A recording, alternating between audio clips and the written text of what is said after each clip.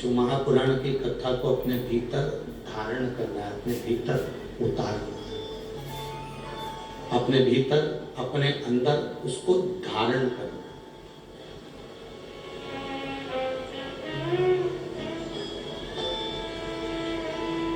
अब धारण करना किसको कहा गया? मतलब कथा सुनकर केवल एक कान से सुनी, एक कान से निकाल दी, एक कान से श्रवण करी, दूसरे कान से निकाल दी। घर पहुंचे, घर के लोगों ने पूछा कथा में गए थे, क्या लेकर आए? तो आपके स्मरण में नहीं आया। पर हमने देखा, ये अनुभव किया, जब से लोगों ने शिव महापुराण की कथा को श्रवण करना प्रारंभ करा तो इन्होंने केवल सुनी नहीं है, इन्होंने केवल श्रवण नहीं करी है, इन्होंने अपने भीतर उतारी भी है, अपने भीतर धारण भी करी है, अपने भीतर धारण भी करी है। केवल उतारना और धारण करना, श्रवण करना, ये अलग अलग प्रसंग है। अपने भीतर उतार कर जो शास्त्रों की रीति है, जो शास्त्रों के क्रम है, जो शास्त्रों में वर्णन किया गया है, उस पर चलना भी है।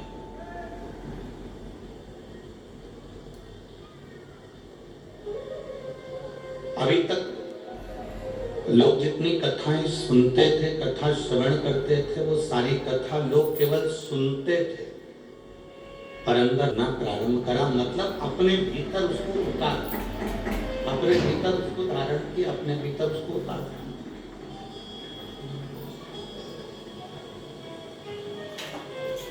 और आज छोटे से छोटा बच्चा क्यों ना हो, छोटे से छोटा व्यक्ति क्यों ना हो, छोटे से छोटा एक बच्चा 5 साल का, 6 साल का, 10 साल का बच्चा भी हाथ में एक लोटा लेकर शिव मंदिर जाने के लिए जागरूक है।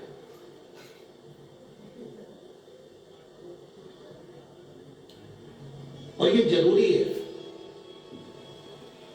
आप गुरु के दरवाजे तक जा रहे हो, गुरुद्वारे तक जा रहे हो, आप मंदिर के द्वार तक जा रहे हो, मंदिर के द्वार तक पहुंच रहे हो, आप किसी संत सदगुरु की शरणागति तक पहुंच रहे हो, तो ये एक आपके जीवन का एक आनंद है।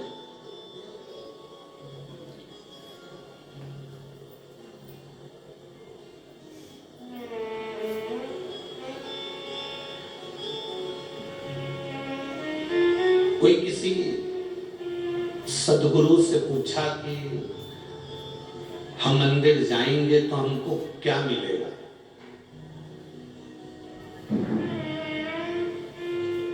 हम मान लो मंदिर गए तो हमको क्या मिलेगा?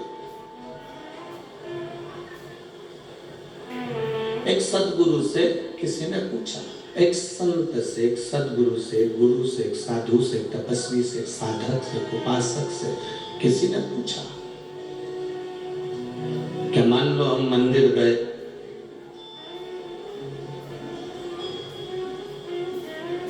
हम गुरुद्वारे तक गए, हम भगवान की चौखट तक गए, हम गुरु की चौखट तक गए, हम मंदिर, देवालय, शिवालय तक गए, तो हमको क्या मिलेगा?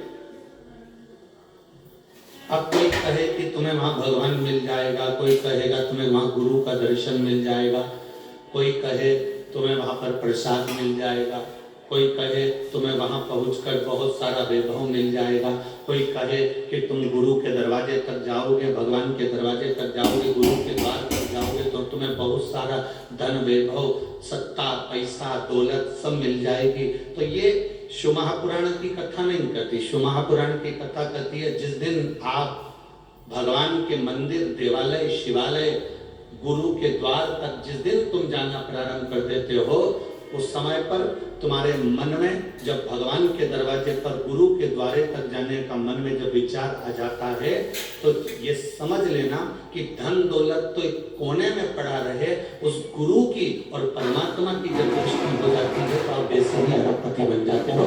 करोड़पति की तो बात ही दूसरी।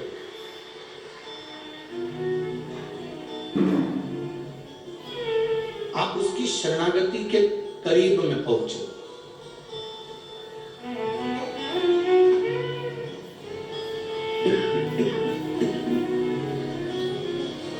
आप उसके उसके नजदीक पहुंचे हो, आप उसके करीब पहुंचे हो। चलो एक बात बहुत सरल भाषा में लो, एक छोटा सा पोता दादाजी की गोद में बैठता है तो उसकी जेब का पेन लेके उठता है। बोलो सही है कि गलत? उसकी जेब में कोई डायरी रखी है तो डायरी निकाल लेता है। बोलो सही है कि गलत? दादाजी की गोद में बैठा है तो मोबाइल रखा है तो मोबाइल निकाल लेगा, डायरी रखी है डायरी निकाल लेगा, पेन रखा है पेन निकाल लेगा। और दादी की गोद में बैठा है तो उसके पास में जो पर्स में डब्बियां रखी है, लौंग की डब्बी है, इलायची की डब्बी है, सुपारी की डब्बी है, तंबाकू की डब्बी है, उसके उसके उसके पर्स में, उसके बैग में जो जो सामान होगा, छोटा सा बैग है तो उसकी चेन खोलेगा, दादी के पास बैठेगा, माँ के पास बैठेगा, चेन खोल के उसमें जो जो सामान होगा, उसका भले वो लाली लिपस्टिक क्यों ना, जो भी सामान उसके बैग में होगा वो उस बैग में से निकाल। बोलो सत्य है कि गलत? जम के तो बोलो जरा। ठीक है, दादाजी की गोद में बैठा तो दादाजी का कुछ ना कुछ सामान लेके उठा, दादी की गोद में बैठा तो दादी का कुछ ना कुछ सामान लेके उठा, नानी की गोद में बैठा तो कुछ ना कुछ सामान लेके उठा, नाना की गोद में बैठा तो कुछ ना कुछ सामान लेके उठा। उसी तरह हम सबके दादा दादी नाना नानी वो एक, वो ईश्वर, वो परमात्मा, वो मेरा ओघड़दानी, वो शंभु, वो भोलेनाथ, उनकी गोद में जब हम बैठते हैं तो कुछ ना कुछ लेकर उठते ही हैं, खाली उठते ही नहीं।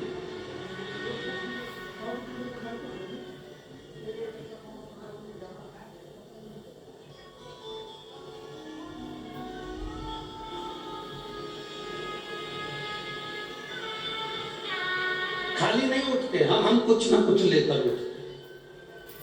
किसी गुरु की सेवा मिली है ना, गौ माता की सेवा मिली है ना, संत की सेवा मिली है, सदगुरु की सेवा मिली है, किसी को आप प्यासे को पानी पिला रहे हैं, भूखे को भोजन करा रहे हैं, वो सेवा यदि आपको मिली है उसका फल मिलता है। एक बार गुरु नानक देव अपने शिष्य के साथ में जा रहे थे और उन्होंने जाते जाते एक बहुत अंधेरा सा होने लगा। गुरु नानक देव जी ने कहा, बाले अब मुझे विश्राम करना है, तो कोई स्थान देख ले विश्राम करने। बाले ने विश्राम करने का स्थान देखा और स्थान देखकर बाले ने कहा, गुरुजी विश्राम करने का स्थान तो है, स्थान तो है, पर एक टूटा सा झोपड़ा है, टूटा सा मकान है।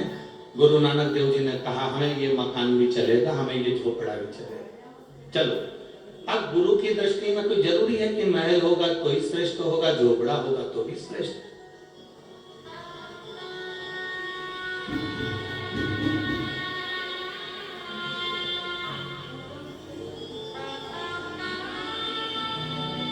बड़ा महल हो उसमें ज्यादा भजन होता है, या छोटा झोपड़ा हो उसमें ज्यादा भजन होता है।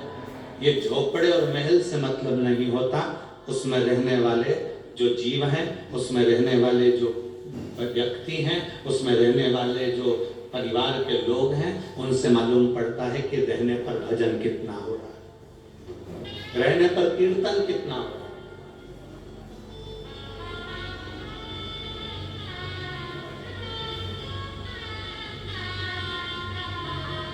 उसमें रहने वाला भगवान की अविरत भक्ति को कितना धारण कर रहा है।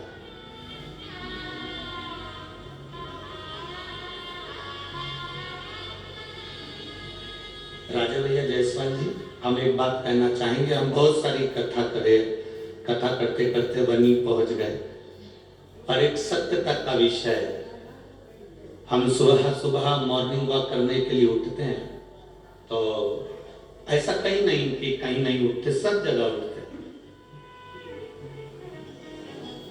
पर हम उठकर पूरी मॉर्निंग वॉक कर लेते हैं, भगवान का भजन कर लेते हैं, कीर्तन कर लेते हैं, मंत्र जाप कर लेते हैं, अपने कमरे में पहुंच जाते हैं, तब तक कोई जजमान या जजमान पत्नी नहीं उठ पाते। और आपके यहाँ ठहरे पहले दिन से देख रहे हैं कि हम उठते हैं, उसके पहले आप लोग उठकर झाड़ू भी लग जाती है, रंगोली भी डल जाती है और दिया भी लग जाता है।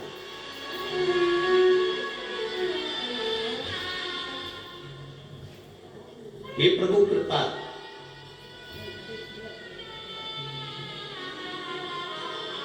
एक ये राजकुमार जी जायसवाल जी का घर देखा, और एक छत्तीसगढ़ में हम कथा करने गए थे, वहां पर भी जायसवाल परिवार ने कथा कराई। क्या नाम था उनका?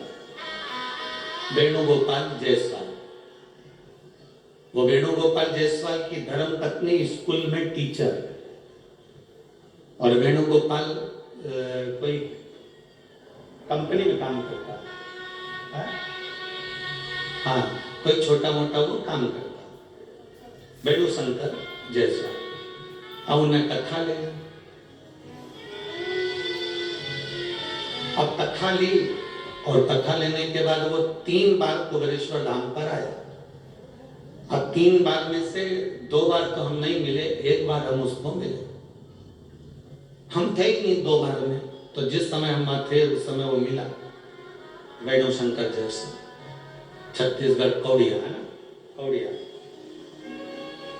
अब आते से ही बोला, गुरुजी हमने कथा ली है, और कथा लगभग लिए हुए, देखो ये शिव का अनुभव है, ये हमारे जीवन के कुछ अनुभव है जो आपके बीच में हम कभी कभी कह देते हैं, नहीं तो अपने अनुभव कभी नहीं कहते। हम जितना बन सकता है कथा करने का प्रयास करते।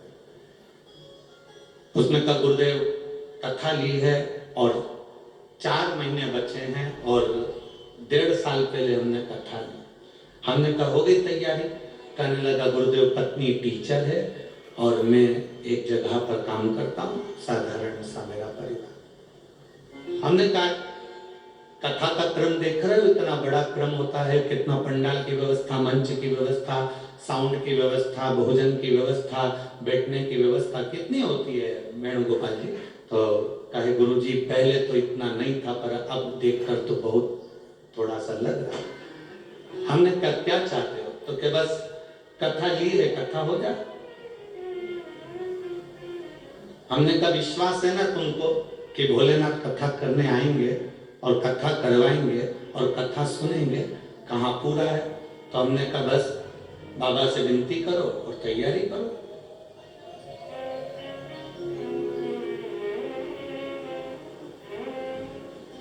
गए,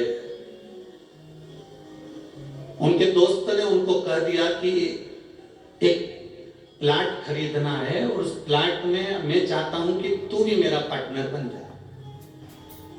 उसने कहा पार्टनर तो बन जाऊंगा, पर इतना धन नहीं है कुछ भी, थोड़ी सी पैसा कथा के लिए रखा है, शिव पुराण करवाना।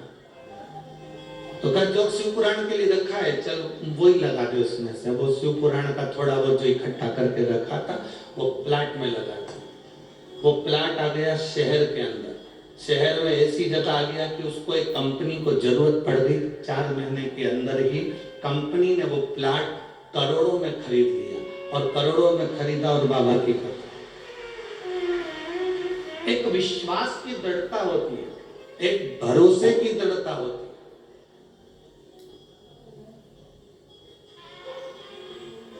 आज किसी से भी पूछा जाए कि वेणुगोपाल जी क्या काम करते हैं, तो लोग कह देते हैं साहब उन्होंने एक शंकर का मंदिर बनवा दिया, उन्होंने एक धर्मशाला का निर्माण प्रारंभ करवा दिया, और प्रॉपर्टी का इतना बड़ा व्यापारी हो गया कि शहर में, छत्तीसगढ़ के उन शहरों में उसका आज तक नाम और वर्चस्व में चल रहा। ये बाबा देने वाला, आपका तो विश्वास दृढ़ है, आप भरोसे के साथ कहते हो कि हम आपसे भी कहते हैं, यहाँ जितने कथा सुनने आते हो बाबा से, तुम जब प्रार्थना करो, अपने दादा की जब गोद में बैठो, अपने बाबा की जब गोद में बैठो, तब उस समय तुम्हारा विश्वास इतना पक्का होना चाहिए कि शंकर कोई और नहीं, शंकर मेरा वो रब है, शंकर मेरा वो गुरु है, शंकर मेरा वो भाव है कि मैं उनकी गोद में जब बैठूंगा तो मेरा बाबा मुझे खाली नहीं छोड़ेगा, मैं उसकी गोद से जब उठूंगा तो कुछ ना कुछ लेकर उठूंगा।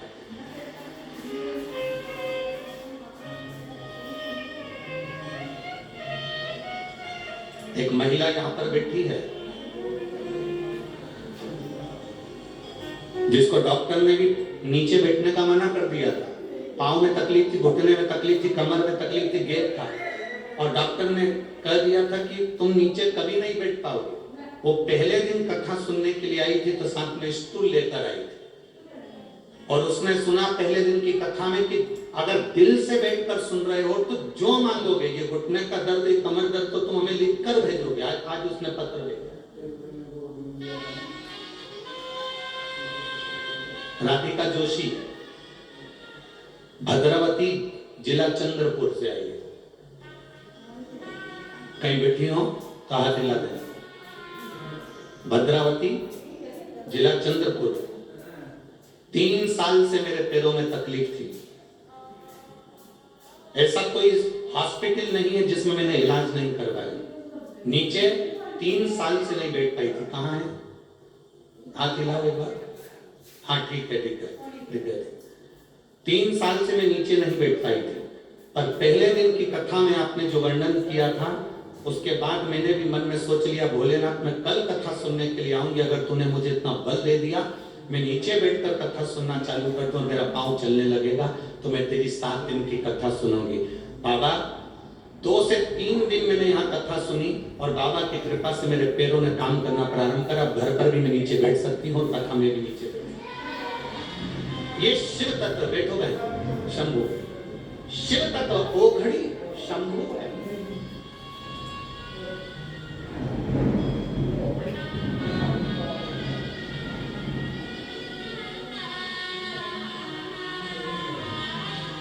आप जब उसकी शरणागति में जाएं तो आपके भीतर अलग एक ऊर्जा होना चाहिए, एक ऊर्जा।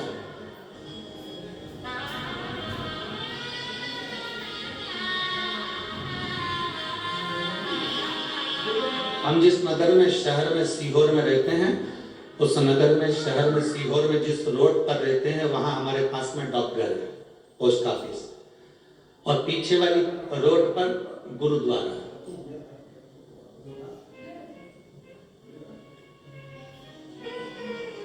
अब जब भी कोई गुरुद्वारे का दर्शन करने के लिए या वहां से जो भी प्रसाद लेकर हलवे का निकलता, और हम भी वहां जाते गुरुद्वारा दर्शन करने के लिए, और जब भी कोई, हम जब नहीं पहुंच पाते कोई निकलता तो हलवे का प्रसाद हमको दे जाते। अब जितने गुरुद्वारे से आने वाले, हम उनसे एक ही बात कहते हैं, दादाजी से मिलिए आए? तो वो मुस्कुराकर कहते, गुरु जी तुम भी क्या बात करते हो, हम गुरुद्वारे गए थे, गुरु नानक देव जी के पास गए थे। हमने कहा वही तो दादा है, दादा के पास बैठोगे ना तो कुछ न कुछ तो मिलेगा ना। जैसे हमको हलवा मिल जाता है, प्रसाद मिल जाता है, उसी तरह जब हम शिव के पास बैठते हैं, हम औघड़ी के पास बैठते हैं, हम किसी सतगुरु के पास बैठते हैं, हम किसी संत के पास बैठते हैं, तो हम खाली नहीं उठते। अगर किसी गुरु के पास में भी आप, भले गुरु ने तुमको प्रसाद नहीं दिया, भले गुरु ने तुमको कुछ नहीं दिया, भले गुरु ने तुमको एक शाल तक नहीं उड़ाया, एक माला तक नहीं दी, एक तुलसी का पत्ता भी नहीं दिया, एक रुद्राक्ष भी नहीं दिया, भले गुरु ने तुमको कुछ नहीं दिया, पर तुम गुरु के पास जाकर बैठे हो, मतलब तुम्हें कुछ ना कुछ, तुम चले भी गए तो मिलेगा। गुरु नानक देव जी ने कहा पता करो मुझे यहाँ विश्राम करना है। बाले ने पता करा सामने झोपड़ी है, झोपड़ी में एक माता रहती है, वो माता के घर में अपन रुक सकते हैं, पर दिक्कत केवल इतनी सी है कि माता के घर में इतनी जगह नहीं है। मत होने दो, अपने को क्या करना है, थोड़ी सी जगह में रुकना, रुकने की तैयारी करो। झोपड़े में गुरु नानक देव जी रुके, झोपड़े में रुके, और झोपड़े में गुरु नानक देव जी रुककर जब वापिस चले, झोपड़े में रुककर जब गुरु नानक देव जी वापिस चले, जाने के बाद गुरु नानक देव जी से बाले ने कहा आप इसको कुछ दोगे नहीं? गुरु नानक देव जी ने कहा रुक गए, प्रसाद पा लिया, बस चलो। अरे आप इतने बड़े गुरु हो, आप कुछ दोगे नहीं? गुरु नानक देव जी ने कहा बाले तू चल रहा है कि मैं जाऊं? गुरु नानक देव जी भगवान का राम नाम स्मरण कर चलते रहे, आगे बढ़े। 4 साल तक गुरु नानक देव जी इस गांव में नहीं गए। 4 साल के बाद गुरु नानक देव जी इस गांव में गए तो जहां झोपड़ा था वहां महल बना हुआ था, और बाले ने कहा गुरुदेव यहाँ महल? गुरु नानक देव जी से कहा पता करके आऊं वही बूढ़ी माँ रहती है कि कोई दूसरा रहता है। जब जाकर देखा तो वो बूढ़ी माँ गुरु नानक देव जी का इंतजार कर रही थी कि जिसने कदम रखकर मेरे झोपड़े को महल बना दिया वो गया कहाँ? वो गया कहाँ? आप शंकर जी के मंदिर में जाते हो तो आपके मन में आता है मैंने पशुपति व्रत करा, भगवान ने क्यों नहीं सुना, मैंने 23 साल जल चढ़ाया, मैं 4 महीने से भगवान को जल चढ़ा रही हूँ, मैं 3 महीने से भगवान को जल चढ़ा रही हूँ, मैं 6 महीने से भगवान को जल चढ़ा रही हूँ, भगवान मेरी सुनता नहीं है। गुरु जी तुम तो झूठ बोलते हो कि भगवान सुनता है, मैं तो 5 महीने से चढ़ा रही हूँ, मैं तो 3 महीने से चढ़ा रही हूँ, मैंने तो 2 बार पशुपति व्रत कर लिया, मैंने तो 4 बार पशुपति व्रत कर लिया, मैंने तो 8 बार पशुपति व्रत कर लिया, मैंने तो ये कर लिया, मैंने तो बेलपत्री चढ़ा ली, भगवान मेरी सुनता नहीं है। गुरु जी तुम कहते हो भगवान सुनता है, मैं साल भर से भगवान को जल चढ़ा रही, भगवान मेरी नहीं सुनता। आपसे निवेदन है, गुरुजी ने जल चढ़ाने का बोला, तुमने जल चढ़ाना प्रारंभ करा, तुमने जल चढ़ाना प्रारंभ करा, कोई तुमने पाप नहीं करा। अगर आज तुम खड्डा खोद रही हो, उसको खोदते जाओ, खोदते जाओ, खोदते जाओ, उस खड्डे में पानी जरूर निकलेगा, ये निश्चित है, उसको खोदना पड़ेगा। जाते जाओ, उसके दरवाजे से तुम्हें कृपा जरूर मिलेगी, उसकी दया जरूर होगी, उसकी कृपा दृष्टि जरूर होगी।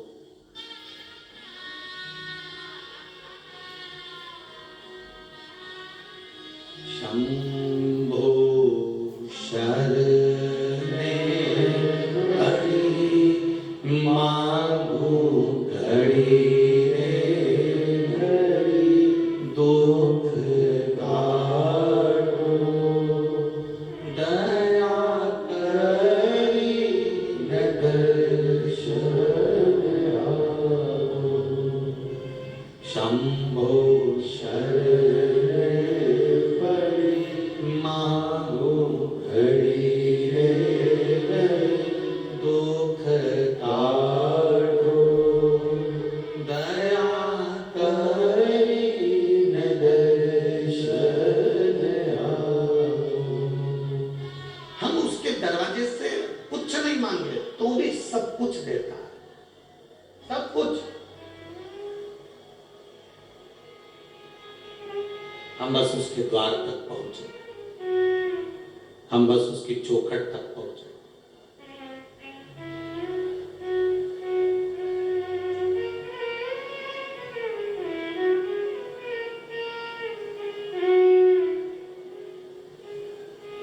और जब हम उसके पास में जाकर बैठेंगे, जब हम उसके करीब में जाकर बैठेंगे तो वो देगा, देने में कमी नहीं रखेगा, कोई कमी वो देने में नहीं रखेगा।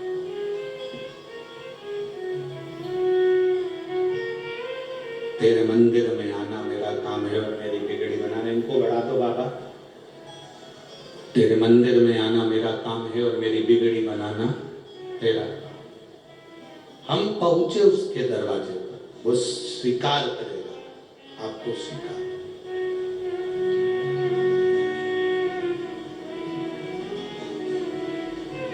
कोई तुमसे कहे कि तू इतने समय से जल चढ़ा रही है, फायदा क्या हुआ?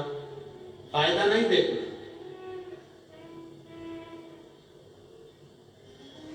तो इतने समय से भगवान के मंदिर जा रही है, फायदा क्या हुआ? फायदा नहीं देखना। व्यापार थोड़ी ना कर रहे हो कि मुनाफा देखोगे या फायदा देखोगे या नुकसान देखोगे या लाभ देखोगे या हानि देखोगे। भगवान के मंदिर में जल चढ़ाना लाभ और हानि के लिए चढ़ा रहे हो क्या? अरे बोलो तो जम के, फायदे के लिए चढ़ा रहे हो कि ये फायदा होगा तो हम चढ़ाएंगे ना। चलो जाने तो एक बात अच्छे से समझ लो, तुम इतने से थे, हम भी इतने से थे, मां की गोद में सोते थे, जन्म लिया था, मां हमको हॉस्पिटल लेकर चली गई, आपको भी आपकी माता हॉस्पिटल लेकर गई हो, और हाथ में और यहां गोद के इंजेक्शन लगाए जाते थे। बोलो याद है कि नहीं? आपका हाथ उठाकर देखना, थोड़ा सा कपड़ा उठाकर देखना, यहां निशान बना होगा तुम्हारे को जो इंजेक्शन लगे थे, जो टीके लगे थे, उसका लगे कि नहीं लगे? सब बोलो ये, सबके हाथ में टीका लगाए कि नहीं लगा, इंजेक्शन लगाए कि नहीं लगा? अब कोई माँ हॉस्पिटल में डॉक्टर से कहते साहब मेरे बच्चे को कोई बीमारी है क्या जो तुम इंजेक्शन लगा रहे हो? मेरे बच्चे को कोई टिटनेस का इंजेक्शन लगा रहे हो, चेचक का इंजेक्शन लगा रहे हो, कहीं पोलियो की दवा पिला रहे हो, मेरा बच्चा कोई पोलियो ग्रसित है क्या, मेरे बच्चे को कोई बीमारी है क्या, मेरे बच्चे को ऐसा है क्या?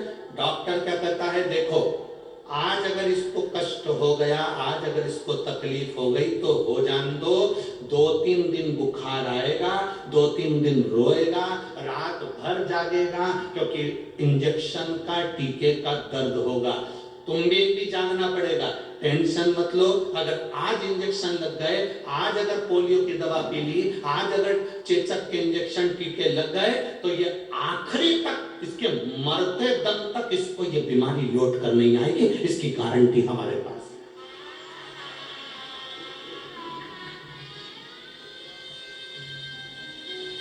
अब व्यक्ति कैसा हो गया? व्यक्ति कैसा है? एक्सीडेंट हो जाता है, हॉस्पिटल चले जाता है, जब महामृत्युंजय का पाठ चालू करता है, बोल सकते हैं। ब्लड प्रेशर गड़बड़ हो गया, कोमा में पड़ गया, तब महामृत्युंजय का पाठ चालू करता है। वेंटिलेटर पर पड़ा है, तब महामृत्युंजय का पाठ चालू करवाते हैं उसके घर के लोग। महामृत्युंजय का पाठ करवा, वो ठीक हो जाएगा। महामृत्युंजय का पाठ करवा, उसका एक्सीडेंट हो गया। महामृत्युंजय का अनुष्ठान करवा, उसके साथ ही हो गया। अर्थात अगर यही इंजेक्शन तुझे पहले लग गया होता, तू रोज 1 लोटा जल देवादिदेव महादेव को चढ़ा रहा होता, तो प्रतिदिन शंकर जी के मंदिर पे चढ़ा हुआ जल पी रहा होता, तो तुझे आज वेंटिलेटर पर पड़ा नहीं होना पड़ता। कोई आएगा नहीं आएगा, कोई तुम्हें संभालेगा नहीं संभालेगा, पर वो मेरा महादेव, मेरा शिव तुम्हें संभालने के लिए जरूर आएगा। मेरा शंकर, मेरा शिव तुम्हें संभालने के लिए जरूर आएगा। मेरा देवादिदेव महादेव तुम्हें संभालने के लिए जरूर आएगा। अगर तुम्हारा विश्वास दृढ़ है, तुम्हारा भरोसा पक्का है, तुम शिव के शिव तुम्हारा हो गया, तो फिर तुम्हें पीछे नहीं,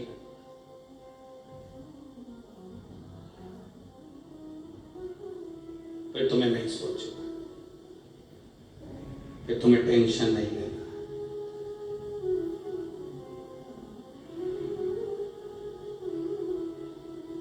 दर्पण में मुख नहीं होता, संसार में सुख नहीं होता। ये अंदाजा आपकी जिंदगी में लगा कर रखना। दर्पण में केवल मुख देखोगे तब तक मुख है। दर्पण में परमानेंट तुम्हारा मुख है क्या? अरे बोलो तो जम के नहीं। दर्पण में मुख नहीं होता और इस संसार में सुख नहीं होता। देखोगे तो दर्पण में मुख दिखेगा, और अगर दिल से देखोगे तो 5,000 की नौकरी में भी सुख दिखेगा, नहीं तो नहीं दिखेगा।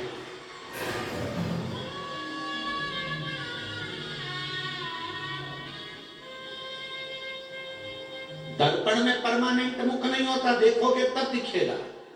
संसार में सुख नहीं होता, देखोगे तो दिखेगा। आपने सोच लिया कि मैं 10,000 की नौकरी में भी सुखी हूं, मतलब आप सुखी हो। और कोई करोड़ों रुपए कमा ले और उसमें भी नहीं सुखी रहता, उसमें भी जिंदगी भर रोता रहता, तो उसमें सुख नहीं है। आप 2 रोटी खा रहे हो और सुख की जिंदगी जी रहे हो, तो आपको रूखी रोटी में भी सुख नजर आएगा, और नहीं तो कोई घी की भी दे देगा तो सुख नजर नहीं आएगा। उसमें सुख का भान नहीं होगा। दर्पण में मुख नहीं होता और संसार में, बोलो बोलो जम के बोलो, सुख नहीं होता। दर्पण में मुख देखना पड़ता है और संसार में सुख देखना पड़ता है।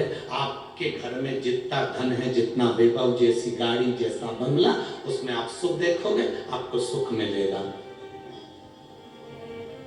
आप दूसरे के घर में झांकोगे, आप दूसरे के ओर देखोगे तो सुख का अनुभव नहीं होगा। आप दूसरों से अपने जीवन को कंपेट में रखोगे, अपने जीवन को संतुलन देखोगे कि मेरे बराबर है कि नहीं, ना मैं उसके बराबर हूं कि नहीं, नहीं हमको नहीं देखा।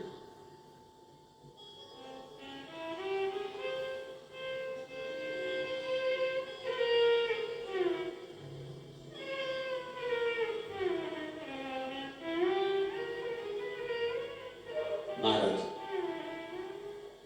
हम जब भोले बाबा के चरणों में जाकर बैठते हैं, कुछ मत मांगा, कोई फायदे की बात हमने नहीं सोची, हम तो बस केवल उसके दरवाजे तक गए, हम तो केवल उसको जल चढ़ाने के लिए, हम तो केवल उसको 1 लोटा जल चढ़ाने के लिए पहुंचे।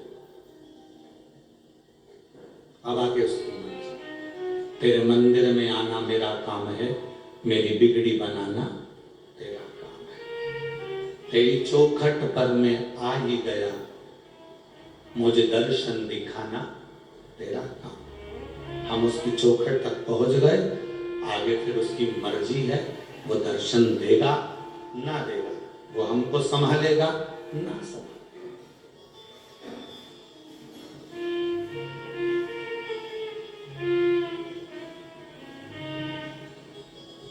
दो जगह गिरना होता है, एक रोड पर चल रहे हो तब गिर गए,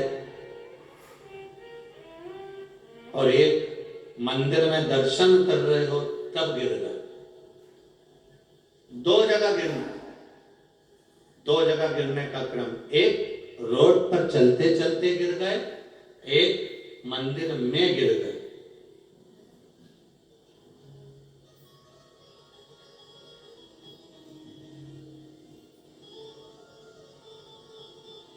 मंदिर में गिरे तो उसके चरणों की रज, उसके दरवाजे की धूल मिट्टी शरीर में लेकर उठे। रोड पर गिरे,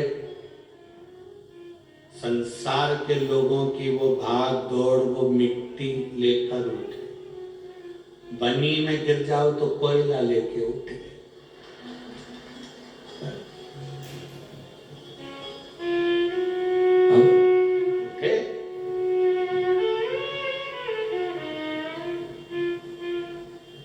शरीर गिरा, उसने भगवान के चरणारविंद की रज हमारे शरीर में चिपकी, हम उसको लेकर उठे। रोड पर गिरे, गिर गए, मुँह मिट्टी पड़ी थी, धूल पड़ी थी, वो लेकर उठ गए। दोनों जगह में अंतर है। परमात्मा के चरणों में गिरने में अंतर है, वहां गिरे, उसकी चौखट पर गिरे हो तो वो संभालेगा, और किसी के साथ जाते जाते गिर गए तो जो साथ वाला है वो संभालेगा। पर जिसकी चौखट पर गिरे हो वो अंतिम समय तक संभालेगा, और जिसके साथ चलते चलते गिरे वो केवल हॉस्पिटल तक संभालेगा, उसके बाद नहीं संभाल सकता।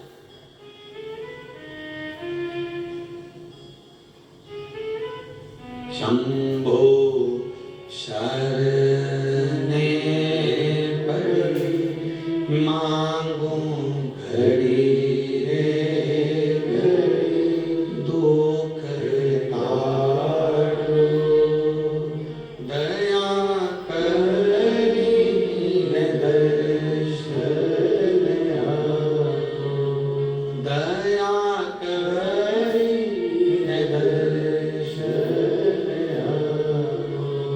शिव की अविरल भक्ति एक सुख दे, एक आनंद की अनुभूति। हाँ, हम कहते हैं कि जल चढ़ाने वाला व्यक्ति एक लोटा जल चढ़ाता है तो कल्याण होता है। हम कहते हैं केवल उसके कल्याण तक की बात मत करो, 71 पीढ़ी तक के कल्याण की बात करिए।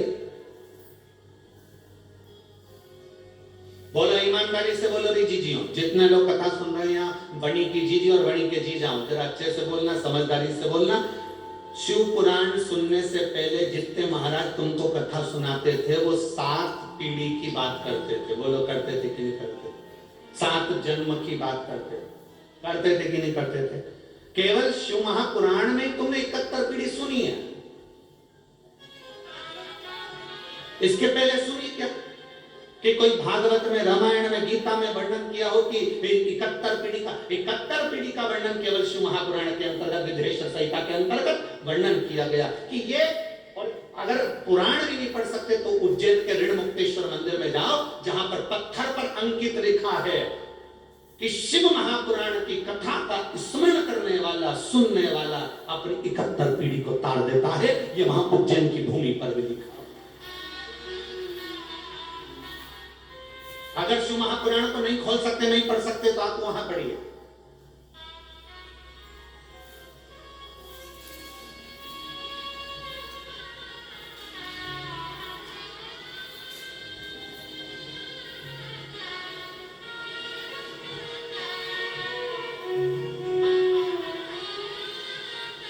आप अध्ययन तो करो, आप पढ़ो तो क्या लिखा है। एक बार श्री देवर्षि नारद भ्रमण करते करते श्रीमन नारायण श्रीमन नारायण श्रीमन नारायण श्रीमन नारायण बोलते बोलते देवर्षि नारद पहुंच गए इंद्रलोक में। जब देवर्षि नारद इंद्रलोक में पहुंचे, देवर्षि नारद जब इंद्रलोक में पहुंचे तो वहां बहुत सारी अप्सराएं नृत्य कर रही थी, बहुत अप्सराएं नृत्य कर रही थी। एक अप्सरा देवर्षि नारद ने देखी जिसका नाम था बपू। कौन सी अप्सरा है? नाम बोलो आप लोग। वपू। कौन सी अप्सरा है? वपू।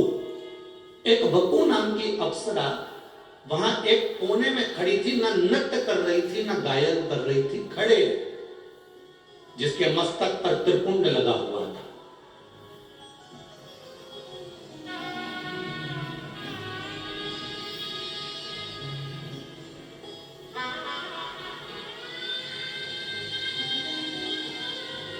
चालीसगांव की कथा में आपको कहा था, दुर्वासा ऋषि मस्तक पर त्रिपुंड धारण कर कर गए थे और नरक में घूमने के लिए गए थे। नरक में कुंभी पाक, नरक में कुंड में उन्होंने झांक लिया था। उनके मस्तक के त्रिपुंड की थोड़ी सी राख भभूति कुंड में गिर गई थी तो नरक में बेकुंठ उत्पन्न हो गया था। वो त्रिपुंड की भभूति में इतना दम था।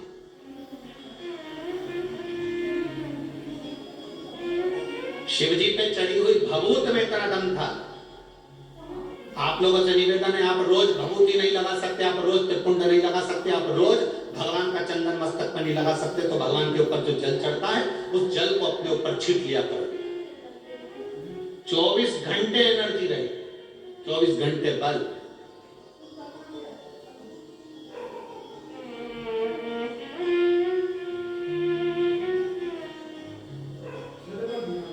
और आज इस व्यासपीठ से कहने में पीछे नहीं हटेंगे। हम तो इतना जरूर कहेंगे, अगर कोई व्यक्ति बीमार है, हॉस्पिटल लेकर जा रहे हो, लग रहा है कि इसको बड़ी बीमारी की आशंका है, इसका किडनी लीवर डैमेज हो चुका है, इसको कहीं कैंसर जैसा रोग दिख रहा है, इसके शरीर में कोई ना कोई बड़ी बीमारी डॉक्टर बोल सकता है, तुम्हें लग रहा है कि घबराहट हो रही है, भय लग रहा है कि मैं डॉक्टर को दिखाने नागपुर जा रही हूँ, मैं डॉक्टर को दिखाने के लिए चंद्रपुर जा रही हूँ, मैं डॉक्टर को दिखाने के लिए यवतमाल जा रही हूँ, मैं डॉक्टर को दिखाने के लिए यहाँ जा रही हूँ, और तुम्हें लग रहा है कि कहीं कोई बड़ी बीमारी ना आए, तो हमारा निवेदन है, सबसे पहला काम करना, हॉस्पिटल डॉक्टर को दिखाने से पहले शंकर के मंदिर में जाना, एक लोटा जल समर्पित कर आचमन करना, एक बेलपत्री उठाना, तुम खाओ तो ठीक, ना खाओ तो ठीक, उसको पर्स में डालना या जेब में रखना और उसको लेकर हॉस्पिटल तक जाना और कुंदकेश्वर महादेव का नाम लेकर जाना। कभी बड़ी बीमारी नहीं कर सकती।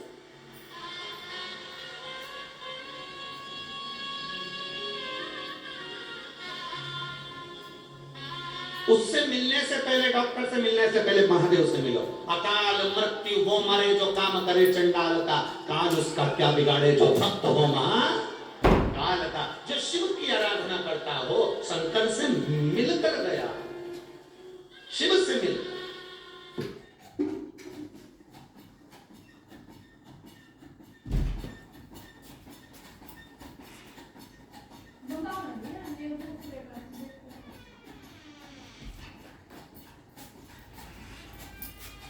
तो कोई भी जोड़ सकता है, पर दिक्कत जहां लोगों को लगती है, लोग कहते हैं सनातन धर्म पर उंगली उठाते उठाते तुम्हारे भगवान ने सिर काटा था, कोई की कोई सिर क्यों नहीं जोड़ दिया, हाथी का सिर क्यों लगाया। हमारा कहने का मतलब केवल इतना सा है, किसी मनुष्य के शरीर पर हाथी का मुंह जोड़कर बता, तब समझे कि प्लास्टिक सर्जरी इसको करते, और वो भी जिंदा।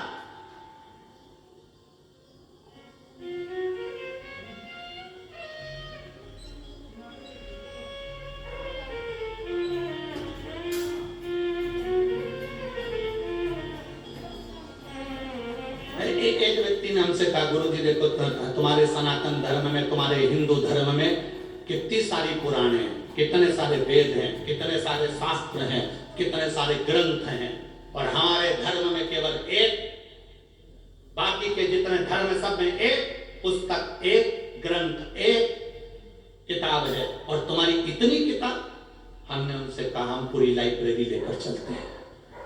क्योंकि हम सनातन हिंदू हैं। पूरी लाइब्रेरी लेकर चलते हैं, साथ में होना चाहिए, लाइब्रेरी हमारी है। एक पुस्तक का अंतर क्या है? लाइब्रेरी हमारी है। हम विष्णु पुराण भी पढ़ते हैं, हम गर्ग संहिता भी पढ़ते हैं, तो हम सब कुछ पढ़ते हैं, कोई चीज नहीं छोड़ते, कोई चीज क्या छोड़े। तुम्हारे हाथ में किसी संत की पुस्तक आ जाए तो उसको भी पढ़ो, किसी वेद पुराण शास्त्र ग्रंथ जो आया उसका अध्ययन होना चाहिए, उसका अध्ययन हो।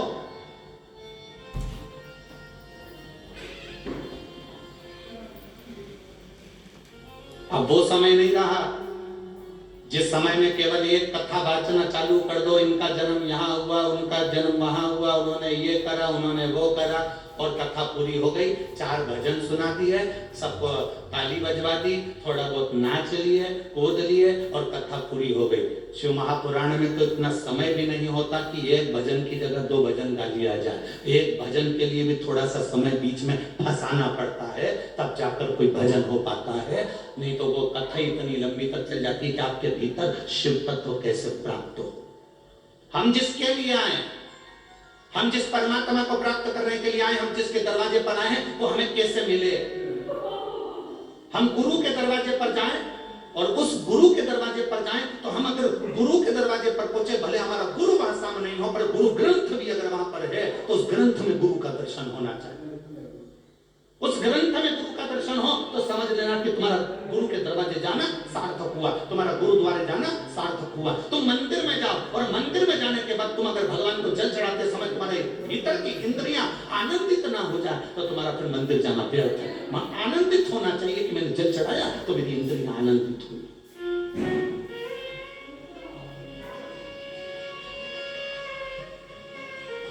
बप्पू खड़ी है, इंद्रलोक की सारी अप्सराओं में अलग खड़ी है, सिर पर त्रिपुंड लगा हुआ, चंदन का तिलक लगाया हुआ, कंकु का तिलक लगाया हुआ, सिर पर थोड़ा सा तिलक लगाया हुआ व्यक्ति अलग दिख जाता है। पूरी ट्रेन में, ट्रेन के अंदर लोग चढ़े हुए हैं, और अगर आप तिलक लगाकर चढ़ गए हो तो यह पक्का है कोई ना कोई तुमको ऐसा मिल जाएगा जो थोड़ी सी जगह देकर सीट पर बिठाई देगा। तिलक का यह फर्क पड़ता है।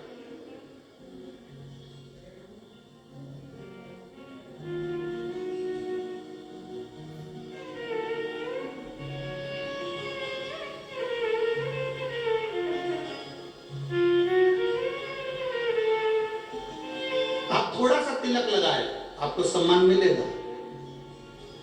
बहुत बहुत हम कहेंगे आप लोगों को थोड़ी सी काली मिर्ची भी लग सकती है, क्योंकि हमारी बात से लोगों को जरा काली मिर्ची लाल मिर्ची थोड़ी ज्यादा लगती है। हम कहेंगे आप लोगों को थोड़ा सा लग सकता है। बोल दो क्या? बोलो, जम के तो बोलो, बोल दो।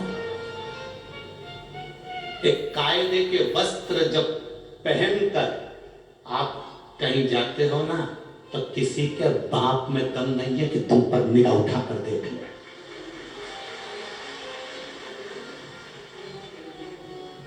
जब वस्त्र कायदे का नहीं होता तो लोग फायदा उठाते हैं। वस्त्र कायदे का नहीं होता तो लोग फायदा उठाते हैं। घाव पांव में है तो डॉक्टर से पूछना कि पट्टी क्यों बांधता है। डॉक्टर को मालूम है अगर पट्टी नहीं बांधूंगा तो ये मक्खी उस घाव पर बैठेगी, इसलिए जितना हो सके पट्टी बांध कर चलोगे तो फिर ये आड़ी टेढ़ी मक्खी नहीं छोड़ेगी।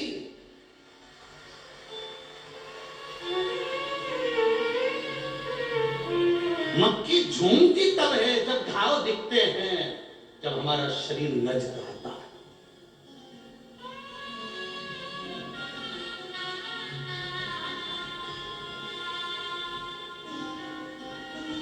अपने तन को, मन को जितना ढक सकते हो उतना ढक कर चलिए। भजन को जितना ढक सकते हो उतना ढक कर चलिए। भोजन को जितना ढक सकते हो उतना ढक कर चलिए।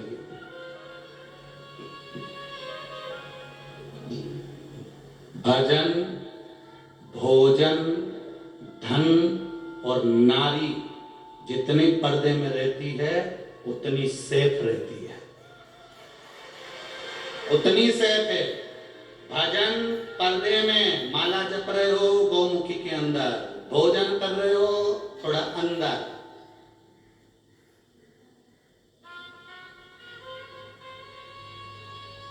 पहले के जमाने में लोग भोजन घर में करते थे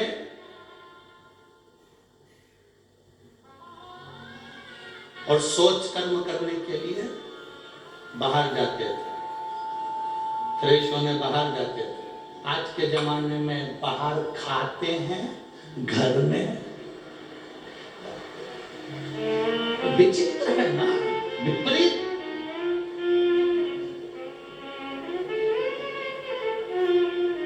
सारी होटलों पर खाकर आएंगे और किसी के यहाँ अतिथि मेहमान के जाएंगे, जाते से पूछेंगे टॉयलेट का।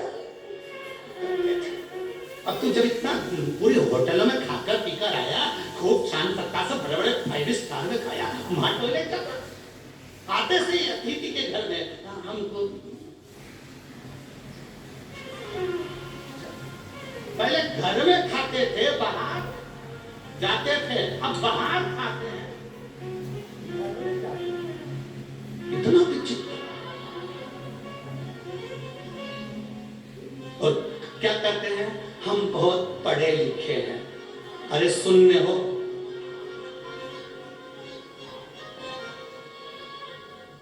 अच्छाई अपने घर में होना चाहिए, अपने भीतर। अपने और पराये का अंतर क्या होता है मालूम आप लोगों को? अपने और पराये का कभी अंतर देखना हो ना, पर अपने और पराये का अंतर क्या होता है? अपना व्यक्ति कुछ बोलता है तो कान में बोलता है, और पराया व्यक्ति जब भी बोलता है तो पूरे गांव में बोलता है। अगर अपना व्यक्ति हमारी अच्छाई और बुराई हमारे कानों में आकर बताए, ए बेटी तूने कपड़े अच्छे नहीं पहने, ए बेटा तूने ये काम अच्छा नहीं करा, ए बेटा तूने अच्छा करा, ए बेटा तूने अच्छा करा, तूने अपने कानों में आकर कोई बोले तो समझ लेना कि अपना व्यक्ति है। और अपना ही व्यक्ति अगर पूरे गांव में जाकर हमारी बुराइयां करे, अपशब्द करे, चिल्ला चिल्ला कर बोले, आना टेढ़ा बोले, तो समझ लेना हमारे अपने भी अपने नहीं हुए, ये तो पराये के बराबर है। अपना होता तो कानों में कहता, पराया है इसलिए चिल्ला चिल्ला कर रोडों पर कह रहा है, दूसरों से कह रहा है, मोहल्ले में कह रहा है, समाज में कह रहा है, गांव में कह रहा है, परिवार में कह रहा है। अपना होता तो कानों में आकर कहता, बेटा ये गलत है, बेटी ये गलत है। कानों में आकर कहो, वो सुधारेंगे। गांव में जाकर कह रहा मतलब तुम पराये हो, तुम अपने हो ही नहीं सकते। अपने और पराये का सबसे बड़ा भेद यही होता है। अपना व्यक्ति कानों में आकर कहता है, बेटा ये गलत है, बेटी ये अच्छा है, बेटी ये गलत है। और पराया व्यक्ति पूरे गांव में डोंडी पीट पीट कर कहता है, बताओ उसने ऐसा कर दिया, हमारे रिश्तेदार, हमारे ये हमारा ही को, और उसने ऐसा कर दिया। बस अगर डोंडी पीट पीट कर कह रहा है, भले तुम्हारा खुद का है, साथी है तुम्हारा, पर वो पराये से भी बदतर है, वो पराये से भी अपना अपना होता है। बहुत धीरे से समझाया जाए, बहुत धीरे से समझाया जाए कि ये गलत है, ये सही है, ये ठीक है। बपू देव ऋषि नारद ने देखा कि मस्तक पर त्रिपुंड लगाकर, तिलक लगाकर खड़ी है और भगवत स्मरण में डूबी हुई है। उसके मस्तक के तिलक से पहचान गए नारद जी की ये शिव भक्त है, ये शंकर की उपासक है, ये शंकर की आराधना करने वाली है, शंकर की उपासक है। उसकी पहनावे से, उसके चेहरे से पहचान गए कि ये शंकर की उपासक है। जो शिव जी के मंदिर में लोटा भर के जल चढ़ाना प्रारंभ कर देता है, उसको ब्यूटी पार्लर जाने की जरूरत नहीं पड़ती, उसके चेहरे पर कुछ चमक आ जाती है, अपने आप चमक आती है, अपने आप उसका ग्लो बन जाता है। उसको ज्यादा कुछ रगड़ने की जरूरत नहीं पड़ती, क्योंकि महादेव को इतना रगड़ क्या है।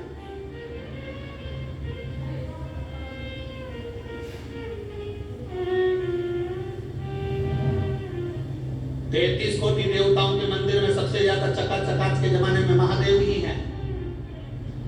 हर सोमवार को 3 तरह का प्रसाद जाता है और खूब आनंद में सुबह से लेकर शाम तक नहाते रहते हैं। और शिवरात्रि पड़ गई या प्रदोष पड़ गई तो रात को भी नहाते रहते हैं, आराम से बैठे हैं। इसलिए पार्वती भी उनसे दूर हाथ जोड़ के बैठी, नहाते रहो, नहाते, हाथ जोड़ के पीछे बैठी। नंदी भी बाहर है। नंदी ने कहा हम तुम्हारे चक्कर में कभी नहीं पड़ेंगे, ज्यादा पानी हम पे चढ़ गया तो बीमार पड़ जाएंगे, तुम ही नहाओ। गणेश जी कार्तिकेय भी साइड में, पिताजी हैप्पी फादर्स डे, पीछे अकेले महादेव और मस्त अकेले। जब तुम घर से फ्री हो जाते हो, लोटा भर कर जाते हो, हर हर श्री शिवाय बोल बम का नारा है, सारी समस्या का हल। और बाबा को प्रणाम कर कर नंदी के कानों में बोलकर नंदी शाम को महादेव जी को घुमाने ले जाए तो बनी में कोयले की खदान के पास मेरा ही घर है, अच्छे से रुक जाना, नहीं तो कोयले में आग लगा के धुआं करके रोक। नंदी ठीक शिव का घड़ी है शंभु।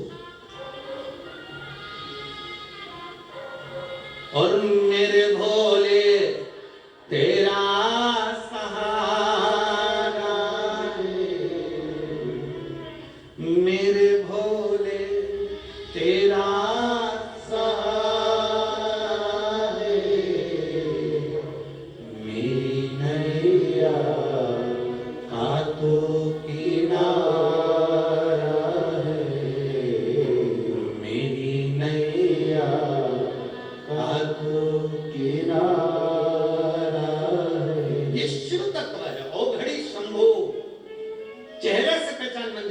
शंकर का भक्त है, ये शिव का उपासक है।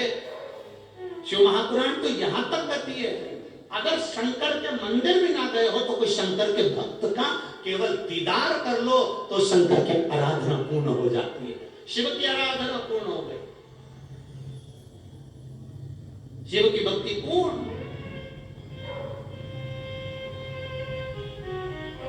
कुछ मत मांगो, बैठे हो तो भी सब कुछ दे देगा। अरे 7 मार्च से 13 मार्च तक कुबेरेश्वर धाम सीहोर में रुद्राक्ष उत्सव है। अभी 15 फरवरी तक रुद्राक्ष सीहोर में बटेंगे, उसके बाद में फिर रुद्राक्ष बटना बंद हो जाएंगे, फिर 15 मई से चालू होंगे। क्योंकि बीच में रुद्राक्ष उत्सव है तो उसकी तैयारी करना, व्यवस्था करना, और जो शिव जी के अभिषेक के जो रुद्राक्ष 2 साल के रखे हुए थे वो सारे के सारे बटकर पूर्ण हो गए। 15 तारीख तक शायद पूरे के पूरे ही समाप्त हो जाएंगे। तो जितने रुद्राक्ष उत्सव के रुद्राक्ष थे वो तो पूर्ण हो गए। अब वापिस रुद्राक्ष उत्सव में वो अभिषेक कर कर पूजन कर कर जो रुद्राक्ष लाखों आते हैं उन सबको शिवलिंग के अंदर भरकर फिर उसको वापिस सिद्ध कर कर वापिस सब लोगों को दिए जाते हैं। अब उस बीच में रुद्राक्ष बटना तो बंद रहेगा। अब लोग सोचे कि रुद्राक्ष तो मिलेगा नहीं, हम सीहोर कथा सुनने के लिए, हमारा निवेदन है आप उस कंकर शंकर की धरा पर 7 दिन 5 दिन 3 दिन 2 दिन 4 दिन बैठकर एक रात्रि विश्राम कर कर जब आप कथा सुनेंगे, बेग भले कैसा भी लेकर आओगे, और ये विश्वास से कहते हैं कि अगली बार आओगे तो उसमें एक बेग तुम्हारा धन से भी भरा होगा जो तुम बाबा के ऊपर लौटा कर। क्योंकि कुबेरेश्वर धाम का एक नियम है, जो आता है वो 3 महीने में वापस जाता है। आप में से कई बैठे होंगे जो एक बार नहीं कम से कम 2-3 बार हो जाएगा, जो एक बार नहीं कम से कम 2 बार तो गए होंगे कुबेरेश्वर धाम, कम से कम 2 बार गए। आप में कई बैठे होंगे जो एक बार नहीं कम से कम 2 बार होकर आए, क्योंकि एक बार जो जाता है वो दूसरी बार फिर बोला।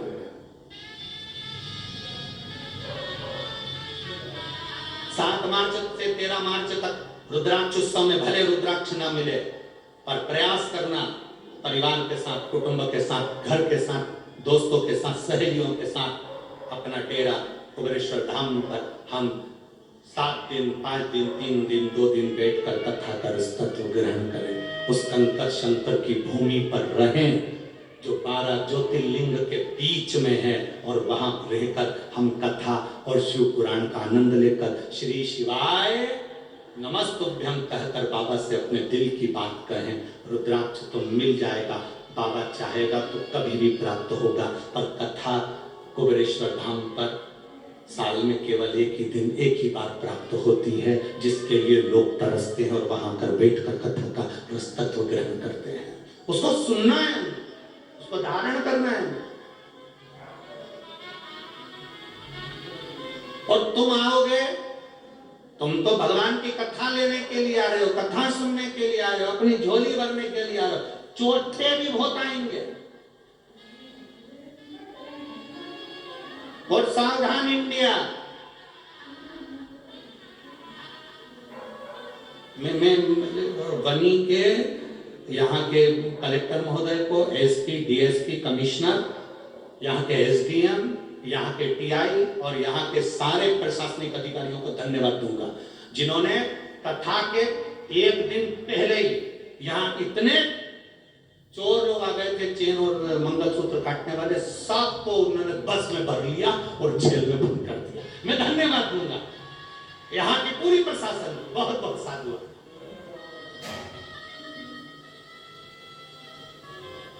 और आपसे निवेदन है, जितने लोग कुबेरेश्वर धाम आने वाले हैं, आपसे निवेदन है, वहां पर सोना चांदी लेकर मत आना, क्योंकि मेरा कुबेर भंडारी डायमंड है।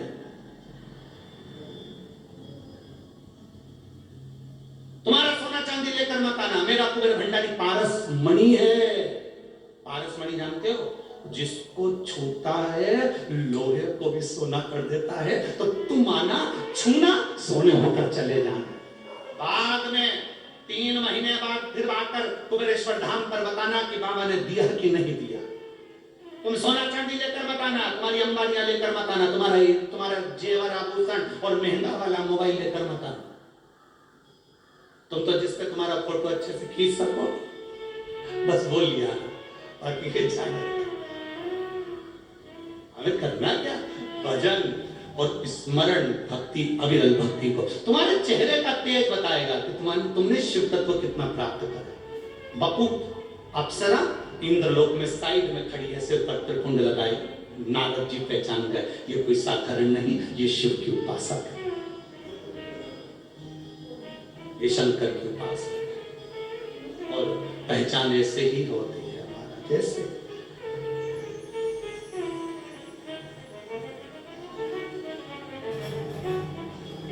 पहचान करने का तरीका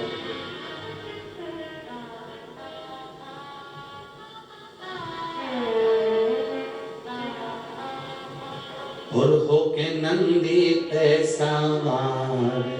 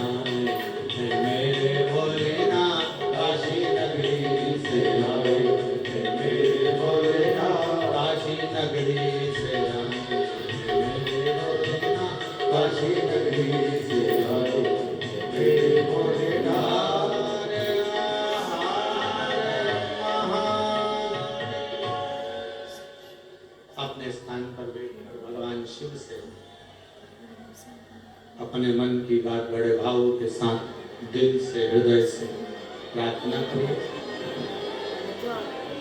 जहाँ जगह मिले वहाँ बैठकर बाबा से अपने मन की बात करिए।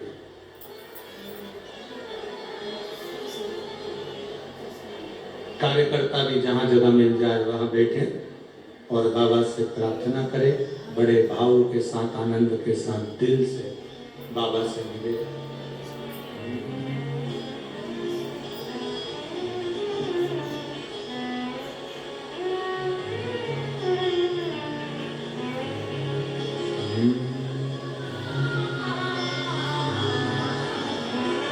श्री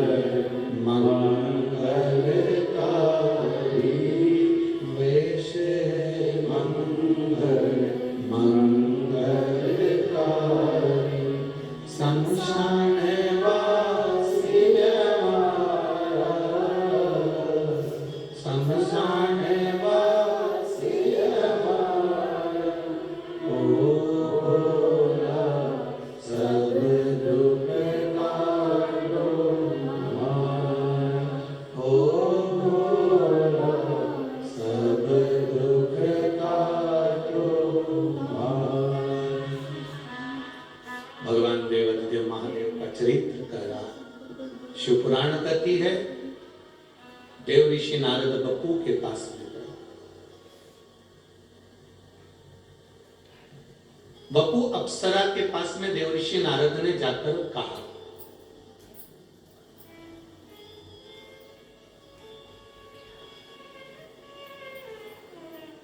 कुछ भारी काम होता है ना, प्रबल काम, तो किसी अच्छे को ही सौंपा जाता है,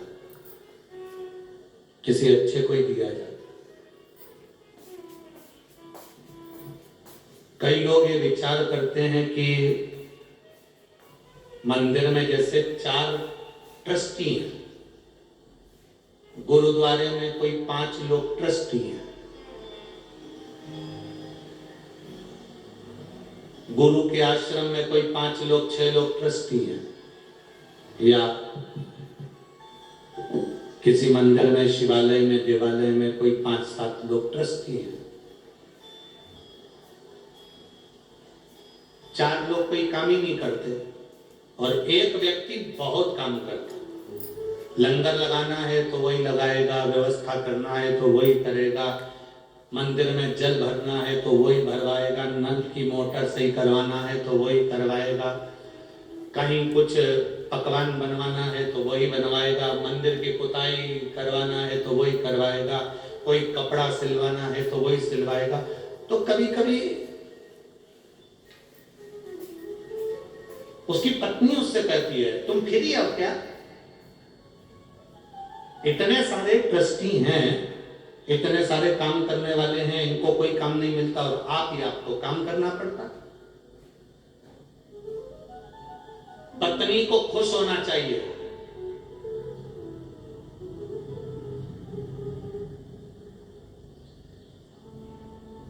तुम्हारा पति दुकान पर है, 22 लाख रुपए उसको घर भेजना। दुकान पर 2 लोग हैं, एक नौकर है और एक उसका बेटा है। किसके हाथ भेजेगा? जम के बोलो जरा। नौकर के हाथ भेज देगा? किसके हाथ भेजेगा?